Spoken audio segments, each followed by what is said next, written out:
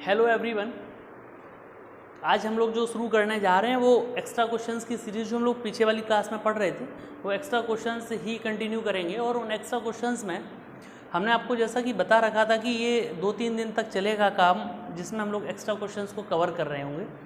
तो जो क्वेश्चंस उस दिन ख़त्म किए थे उसके आगे के क्वेश्चंस को आज हम लोग कवर करेंगे। क्वेश्चन है, for what value of n are the nth term of the following 2 APs the same. ठीक है, 2 AP दी गई हैं 13, 19, 25। पहली जो AP है वो है 13, 19, 25 और डॉट डॉट डॉट, यानी कि ये AP 13, 19, 25 ये अपनी आगे की तरफ चलती जा रही है। एंड दूसरी जो AP है वो है 69, 68, 67, 69, 68, 67 डॉट डॉट डॉट, और ये AP अलग चल रही है। तो इनके कौन से नंबर के टर्म जो होंगे वो सेम हो जाएंगे जाकर के, ये पूछा गया है। तो क्वेश्चन इज दिस कि इनके कौन से नंबर के टर्म, जैसा कि आप यहाँ देख रहे हो 13, 19, 25, तो ये आगे की तरफ बढ़ रही है और ये पीछे की तरफ घट रही है। तो ये कहीं ना कहीं इनके टर्म्स जो हैं वो आपस में बराबर हो जाएंगे जाकर के। कोई ना कोई ऐसी वैल्यू होगी जो आपस में बराबर हो रही होगी। तो वो किस नंबर की वैल्यू होगी, वो कौन सी होगी, 10वीं होगी, 12वीं होगी, वो कौन सी होगी। तो हम सपोज कर लें कि इस AP का जो nth टर्म होगा और इस AP का जो nth टर्म होगा वो दोनों आपस में इक्वल हो जाएंगे। तो इस AP का nth टर्म हम an मान लेते हैं और इस AP का nth टर्म हम an मान लेते हैं। कैपिटल N और कैपिटल A स्मॉल a हमने क्यों माना है, क्योंकि दोनों अलग अलग AP हैं, दोनों की शुरुआत अलग अलग जगह से हुई है। तो अब हम यही तो कहना चाहते हैं आपसे, an = a, आप समझ पा रहे होंगे। इसका मतलब है a + n-1 × d, और इसका मतलब है a + n-1 × d। अच्छा, d भी दोनों का अलग अलग होगा क्योंकि इन दोनों के कॉमन डिफरेंसेस भी अलग अलग हैं। कॉमन डिफरेंसेस दोनों केसेस में आप देख रहे होंगे डिफरेंट हैं, तो इसलिए हमने कॉमन डिफरेंस दोनों के अलग अलग पहले से ही कंसीडर कर रखे हैं। पहली AP के लिए ये वाला लेफ्ट साइड है और दूसरी वाली AP के लिए ये राइट साइड है। तो जो भी वैल्यूज हम सब्सटीट्यूट करेंगे वो according to the first and second AP कर रहे होंगे। तो A का मतलब पहली AP के लिए 13 हो जाएगा, प्लस ये बेटा n-1 × d कितना है, 19 - 13। Each and every one knows 19 - 13 = कितना होता है, 6 होता है। तो यहाँ लिख दिया हमने 6 = A। दूसरी AP पे आ जाइए 69 प्लस बेटा इसको कहेंगे n-1 × d, 68 - 69 दैट इज -1। तो मैं इसको ऐसे लिख देता हूँ -1। अब मैं उम्मीद करता हूँ कि इसको तो हर बच्चा सॉल्व कर ही सकता होगा। 13 + 6 × n 6n - 6 = 69 प्लस, ये देखिए एक बात समझिए, माइनस के 1 का n से मल्टीप्लाई होगा तो ये माइनस का n बनेगा, माइनस माइनस प्लस 1 बन जा 1।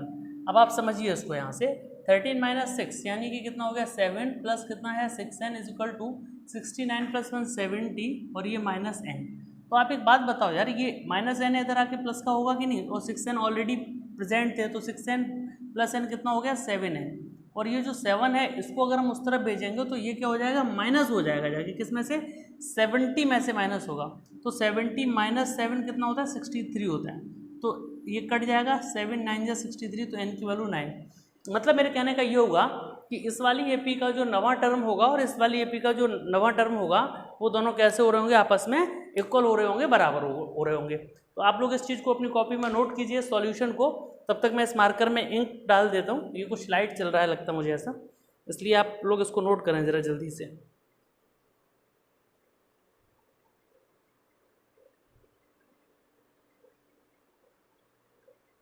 और आप लोगों का 1-2 दिन में कोई टेस्ट होने वाला है, ठीक है, जो मैंने अभी तक पढ़ाया है टॉपिक, इसी टॉपिक का।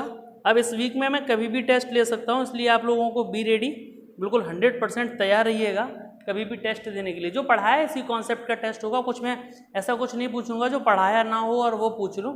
जो चीज़ें पढ़ाई गई हैं वही पूछी जाएंगी आपसे। चलिए, तो मैं एक्सपेक्ट करता हूँ कि ये क्वेश्चन अब आप सभी लोगों ने कर लिया होगा। अगला क्वेश्चन देखते हैं, अगला क्या है। एक और क्वेश्चन हम आपको करके दिखा देते हैं। अगला क्वेश्चन है, if 7 times the 7th term. मैं इसको रफ कर दूं क्योंकि जगह ज़्यादा चाहिए होगी, तो इसको रफ कर देता हूँ। क्वेश्चन आपके सामने जो है लिख करके आ रहा है, देख लीजिएगा। क्वेश्चन है, if 7 times the 7th term of an AP is equal to 11 times the 11th term, then what will be its 18th term. तो इसका 18वां टर्म कितना होगा। CBSE 2017 में पूछा भी जा चुका है। क्वेश्चन को एक बार फिर से सुन लीजिए। 7 टाइम्स द 7th टर्म, तो बेटा 7th टर्म होता कितना है, 7th टर्म कितना होता है, A17 होता है ना भाई। 17th टर्म को क्या कहोगे, A17, 17वां टर्म। और सॉरी 7th है ना, 7 टाइम्स द 7th टर्म, तो 7वें टर्म का 7 गुना, यही तो है 7वें टर्म का 7 गुना जो मैंने बोर्ड पे लिख रखा है, of an AP is equal to 11 times the 11th term, और ये किसके बराबर है 11 गुना किसका 11वें टर्म का यानी A11 का। मेरी बात समझ पाए होंगे आप। तो कह रहे हैं कि what is it's 18th term, तो इस AP का 18वां टर्म कितना होगा, आइए सॉल्व करते हैं। इसको कहते हैं 7 इंटू, है ना, इंटू क्या, A7 को क्या बोलते हैं बेटा A+6D is equal to 11 into, इसको कहते हैं A+10D। देखते जाइए, A इंटू 7 7 है, 7 6 42D is equal to 11A और प्लस 11 10 जा 110D।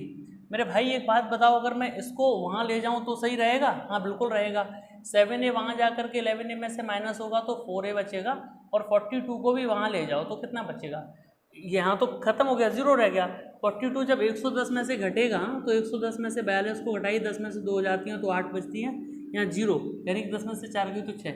मेरे कहने का मतलब ये हो गया कि यहाँ पे बचा 68D, है ना, और ये हमारा जो है क्या बना 4A + 68D is equal to 0। पूरी इक्वेशन 4 से डिवाइड कर दो, है ना, तो A + 4 बन जा 4, और ये कितना 2 बच्चा 4 7 जा 28, है ना, इज इक्वल टू 0। आप मेरी बात को समझ पाए होंगे, अब बिल्कुल क्लियर हो गया होगा सभी को कि व्हाट आई वांट टू से। ठीक है, हमने ये कहना चाहता था कि A + 17D is equal to 0, A + 17D is equal to 0। अच्छा, क्वेश्चन क्या पूछ रहा था, देखो कितना इंटरेस्टिंग क्वेश्चन था। क्वेश्चन क्या पूछ रहा था, क्वेश्चन पूछ रहा था what is it's 18th term, तो 18वां टर्म कितना होता है। आप लोग बताओ मुझे कि 18th टर्म को आप क्या कहते हो, A18 ही तो कहते हो, 18th टर्म को क्या कहते हो, A18 कहते हो, और A18 का मतलब क्या होता है A + 17D। तो आप एक बात बताओ, A + 17D को आप क्या कह सकते हो, A18 कह सकते हो ना, यानी कि 18वां टर्म कितना हो गया बेटा 0 के बराबर हो गया। सो इसका आंसर हो गया, सो 18th टर्म इज 0। ठीक है, नोट कर लीजिए इसको। मैं उम्मीद करता हूँ आप बच्चों को मेरी बात समझ में आ गई होगी। कोई ऐसा बच्चा नहीं होगा जिसको इस क्वेश्चन में कोई प्रॉब्लम हो या इसको समझने में कहीं कोई दिक्कत लग रही हो। नोट कर लीजिए, आपके सामने क्वेश्चन है और आसान क्वेश्चन है, ऐसा भी नहीं है कि ऐसा कोई टिपिकल मामला हो जो आप समझ ना पा रहे हो। आप नोट कर लीजिए, वीडियो को पॉज करके नोट कर लिया करें। उसके बाद चलिए हम आगे चलते हैं। दूसरा क्वेश्चन हम आपके सामने स्क्रीन पर डाल रहे हैं। अगला क्वेश्चन है वो देखिए आप लोग। क्वेश्चन है in a given AP if the pth term is Q and the qth term is P, then show that the nth term is P + Q - n। बात को समझिएगा जरा, इस क्वेश्चन को आपको समझना पड़ेगा एक बार मेरे साथ। मैंने आपसे परसों भी कहा था कि इस क्वेश्चन का लेवल जो आज वाले जो क्वेश्चंस होंगे वो पिछले लेवल से थोड़े से एबव होंगे, इसलिए आपको समझना है इस क्वेश्चन को। ये कह रहे हैं कि एक AP है, उसका जो pth टर्म है वो Q है। pth टर्म का मतलब समझते हो ना, AP इज इक्वल टू, है ना, pth term is equal to Q, and एक और चीज़ दी गई qth टर्म इज P, और जो इसका qth टर्म है वो कितना है P है। आप समझिएगा बात को। तो ये कह रहे हैं कि ये बताना है कि देन शो करो कि इसका जो nth टर्म है वो P + Q - n है। तो nth टर्म को हम लोग डायरेक्टली फाइंड करेंगे और जो दिया गया वही आ जाएगा। ठीक है, आप मुझे एक बात बताओ, AP को मतलब pth टर्म को क्या लिख सकते हो, A + P - 1 × D, है ना। ऐसा क्यों कह सकते हो, आप एक बात समझते हो ऐसा क्यों कह सकते हो, क्योंकि आप AN को A + n - 1 × D लिखते थे, तो AP को क्या लिखोगे A + P - 1 × D, और AQ को क्या लिखोगे A + Q - 1 × D which is equal to P। This is our equation number 1, this is our equation number 2। ठीक है, क्या करेंगे, ऑन सॉल्विंग सॉल्व करते हैं किसको, इक्वेशन नंबर 1 को और इक्वेशन नंबर 2 को। मेरे प्यारे बच्चों, पहले दूसरे क्वेश्चन को सॉल्व करने के लिए क्या एलिमिनेशन मेथड लगाना चाहिए, मुझे लगता है बाई एलिमिनेशन मेथड। तो एलिमिनेशन मेथड जब लगाओगे, अप्लाई करोगे, तो क्या बनेगा भाई, एलिमिनेशन मेथड आप कहाँ पहुँचोगे, जब इसको एलिमिनेशन को अप्लाई करोगे तो आप ये लिख रहे होगे कि A + P - 1 × D is equal to Q और A + Q - D is equal to P। आप एलिमिनेशन लगाओगे तो साइन चेंज होंगे कि नहीं होंगे, बताओ मुझे। ठीक है, ये सॉरी है ना, इधर हो गया थोड़ा सा, तो A से कटेगा, यहाँ पे देखना जरा, ये बनेगा P - 1 × D, ठीक है, और minus Q - 1 × D is equal to Q - P। आप समझते हैं ना मेरी बात को। तो इसका क्या करोगे, इसका अपन क्या करेंगे, मल्टीप्लाई कराएंगे, PD - D बनेगा, ये बनेगा PD - D माइनस ये QD - D बनेगा, QD - D is equal to, ये क्या चल रहा था Q - P, इसको क्या लिख दोगे Q - P लिख दोगे, Q - P। तो PD ब्रैकेट खोल रहा हूँ, -D - QD और ये माइनस माइनस प्लस डी हो जाएगा equal to Q minus P.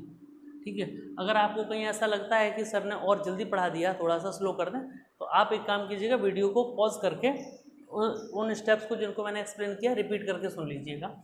ये डी से डी कैंसिल हो जाएगा, P D minus Q D, ये क्या बनेगा P D minus Q D is equal to Q minus P. मेरे भाई एक काम करो, यहाँ से माइनस का साइन कॉमन ले लो और डी कॉमन ले लो, माइनस का साइन कॉमन ले लो और डी कॉमन ले लो, तो ये जो साइन है अंदर के वो इंटरचेंज हो जाएंगे। क्योंकि आपको एक बात पता है कि जब भी हम बाहर साइन माइनस का लगा देते हैं तो अंदर के साइन जो होते हैं वो क्या हो जाते हैं, इंटरचेंज हो जाते हैं। तो यहाँ से ये q जो है वो पॉजिटिव हो जाएगा, माइनस p जो है वो equal to q minus p। अब आप देखना इससे ये पूरा कट जाएगा तो ये 1 बचा, तो minus D is equal to कितना कहोगे 1 कहोगे, तो डी इज इक्वल टू कितना हो जाएगा -1।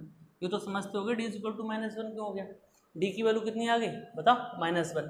अब डी की वैल्यू -1 आ गई तो पुट कर दो, put D is equal to क्या -1 कहाँ पे इन इक्वेशन नंबर, बेटा फर्स्ट में कर देना चाहे सेकंड में, दोनों ही एक जैसे हैं, कोई फर्क नहीं पड़ेगा, फर्स्ट में कर देते हैं। तो a प्लस है ना p माइनस 1 इंटू डी की जगह कितना बेटा -1 इक्वल टू क्या हो गया q।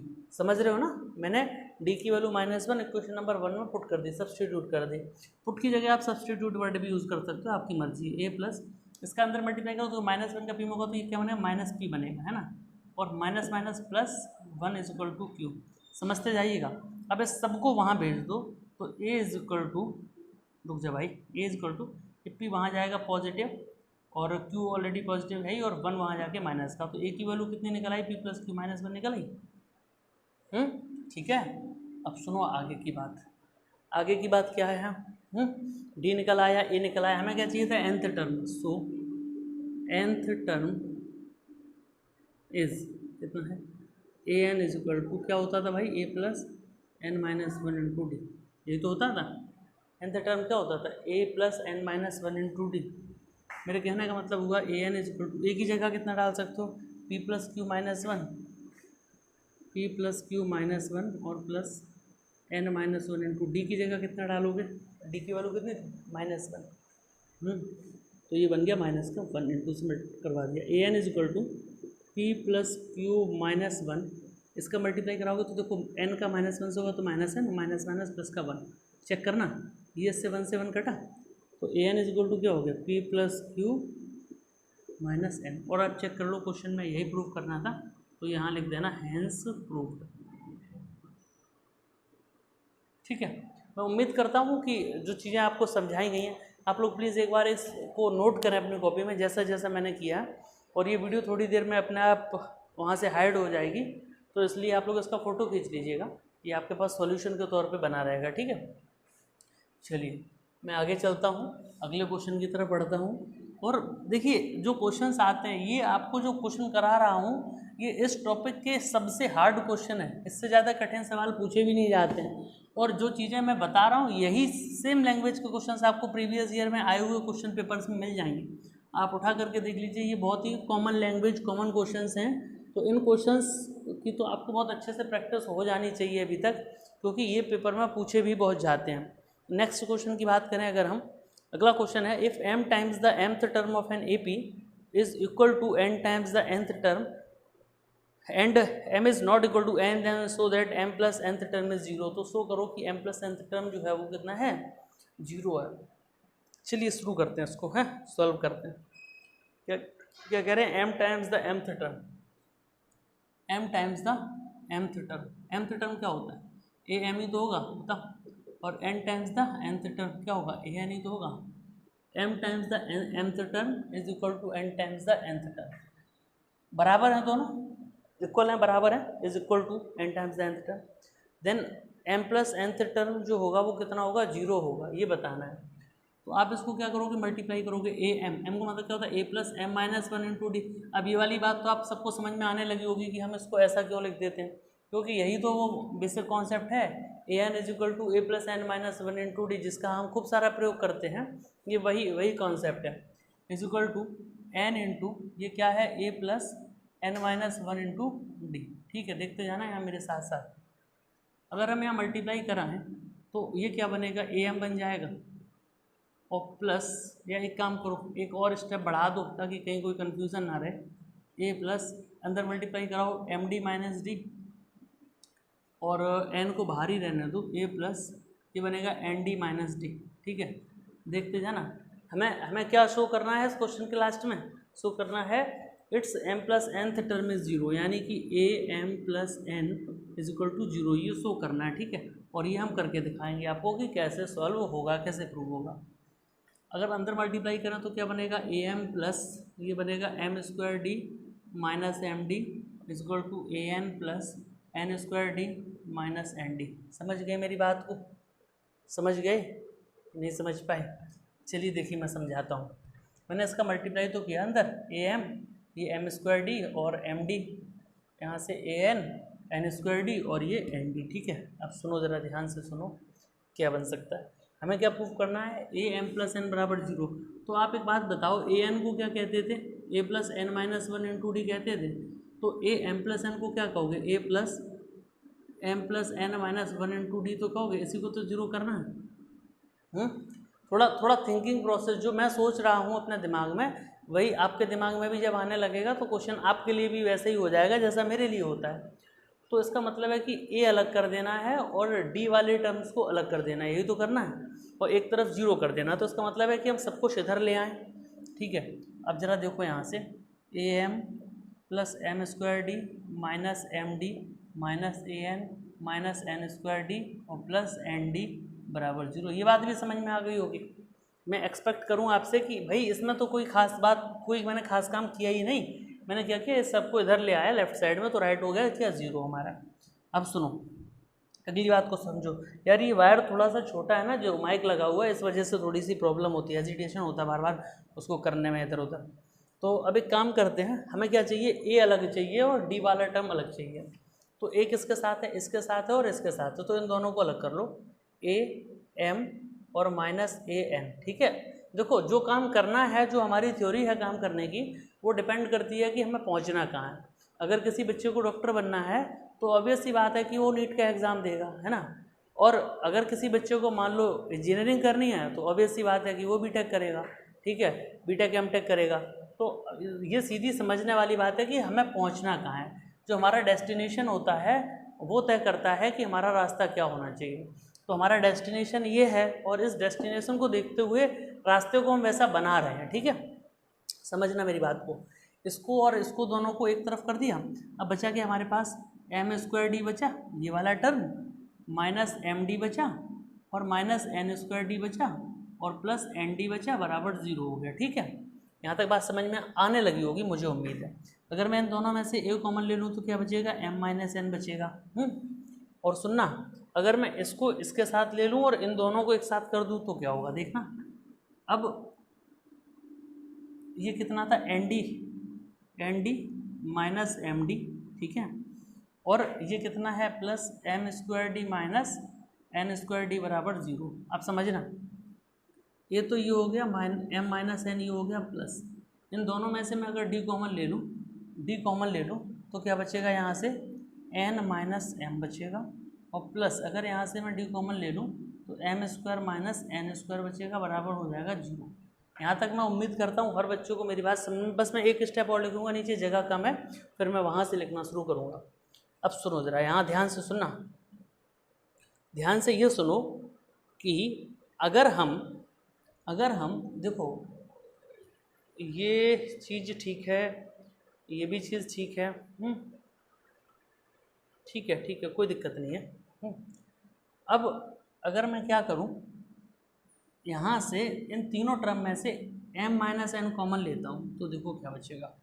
m minus N common लिया, a यहाँ पे बचा, ये तो चला ही गया बाहर, और प्लस यहाँ से n माइनस एम था लेकिन कॉमन मैंने m माइनस एन लिया, तो माइनस का पहले मल्टीप्लाई करा के साइन चेंज करने पड़े होंगे। तो जब साइन चेंज करने पड़े होंगे तो ये m माइनस एन हो गया होगा, माइनस का d बाहर आ गया होगा। तो अंदर जब ये m माइनस एन बाहर चला गया तो क्या बच गया? बचा माइनस का d, यही तो बचा माइनस का d। और आप अगर इसको थोड़ा समझो इस वाली कहानी को, तो प्लस d इंटू ये लिखा क्या है? बेसिकली ये लिखा है M square minus N square, जिसको बोलते हैं m प्लस एन और m माइनस एन। याद करो वो identity A plus B A minus B, जिसको A square minus B square बोलते थे, तो A square minus B square को आप कहोगे A plus B A minus B, यानी कि M square minus N square को कहोगे M plus N M minus N.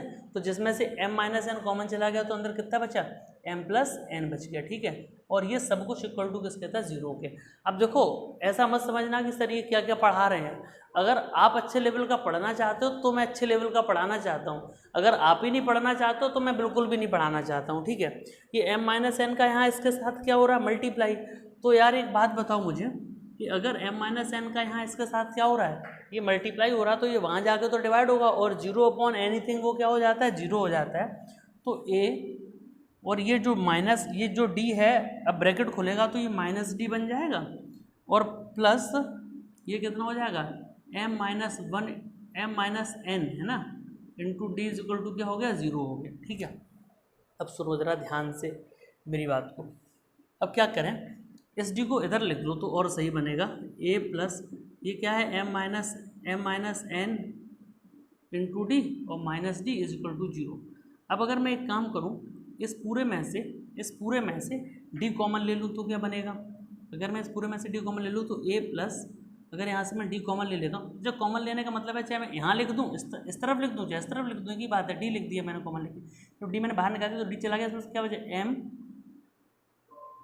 Minus N है ना और minus one is equal to क्या हुआ, जीरो हो गया। भाई ये साइन कहाँ गड़बड़ हो गया, एम प्लस एन होना चाहिए था, देखो हो गया, मैं समझ गया, ये एम प्लस एन था, एम माइनस एन नहीं था, एम प्लस एन था और ये एम था, तो A plus M plus N minus one into D. और चेक करो इसको क्या कहते थे, A plus M plus N minus one into D को क्या कहते थे, ए एम प्लस एन ही तो कहते थे इज इक्वल टू जीरो। और यही पूछा गया था कि ए मतलब एम प्लस एनथ टर्म की वैल्यू कितनी होगी, एम प्लस एनथ टर्म क्या होता है, A M plus N which is equal to zero. ये प्रूफ करना था शायद, है ना, तो लिख दो यहाँ पे हेंस प्रूव्ड, ठीक है। तो इस प्रकार के प्रश्नों में कहीं कोई दिक्कत नहीं है, अगर हमारा बेसिक बहुत अच्छा है, बेसिक बहुत तगड़ा है, मजबूत है, तो फिर इसमें कोई दिक्कत नहीं है। आप इसको नोट कर लीजिए अपनी कॉपी में, मेरे साथ साथ नोट करते रहें ताकि आपको कोई परेशानी ना हो। मैं जितना भी समझा रहा हूँ, जितना भी कुछ समझा रहा हूँ, ये आपका बेसिक है और इसी से ही सारा कुछ आपकी जड़ें मजबूत हो जाएंगी और इन्हीं से आपको सारी चीज़ें समझ में आने लगेंगी। प्यारे बच्चों देखते रहें बस केवल बोर्ड पे जो भी चीज़ें आपको समझाई जा रही हैं इनको आप देखते रहें, ठीक है। आगे चलते हैं अगले क्वेश्चन की ओर बढ़ते हुए। अगला क्वेश्चन आपके लिए है, हाँ इसको भी देख लीजिए, ये भी आपके लिए अच्छा क्वेश्चन बन सकता है। हो सकता है कि आप पेपर में कहीं फंस रहे हों तो आपको ये जो टेक्निक है काम में आ जाए। मेरा काम है पढ़ाना, मैं पढ़ा रहा हूँ, बाकी मर्जी है आपकी जितना नोट करें ना करें। कुछ बच्चों की मुझे शिकायत ये मिली है कि घर पे ये कह देते हैं कि सर ने मुझे काम कुछ करने को दिया ही नहीं, जबकि मैं आपसे एक इस वीडियो लेक्चर में आपसे ज़रूर कहता हूँ कि मेरे साथ साथ इनको नोट करें अपनी कॉपी में और बारंबार इनकी प्रैक्टिस करें, क्योंकि मेरे एक बार कर देने से आपका भला नहीं होने वाला है। आपको इन चीज़ों को कई बार करना पड़ेगा, बहुत बार प्रैक्टिस करनी पड़ेगी, तब आपको ये चीज़ें क्लियर होंगी। मैं क्वेश्चन यहाँ आपके सामने लिख रहा हूँ, आप लोग क्वेश्चन नोट करें। एक गिलास पानी ला दो यार मेरे लिए ज़रा, ठीक है, ठंडा पानी ले आना। If pth, qth and rth term of an AP be A, B, C respectively, then show that A into Q minus R plus B into R minus P plus C into P minus Q is equal to 0।